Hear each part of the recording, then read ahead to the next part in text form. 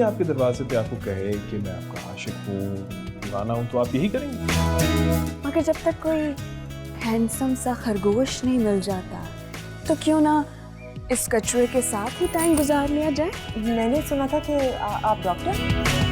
ऐसे बिन बुलाए मेहमानों से तो बेहतर है कि कोई सैलाब आ जाए। कम से कम तबाही फैलने से पहले कोई वार्निंग तो मिलेगी ना। अजीब रोशनी है जो आकर भी हर जगह लोड शेडिंग लेकर आ। अगर उस महीने हमें मलेरिया ना हुआ होता तो वो हमें भूलकर साथ वाले घर में कभी रिश्ता ना भेजते। अगर तो किसी ने उनका दिल जीतना है तो हमारी सकाफत और पुरानी रिवायतों को अपनाना होगा।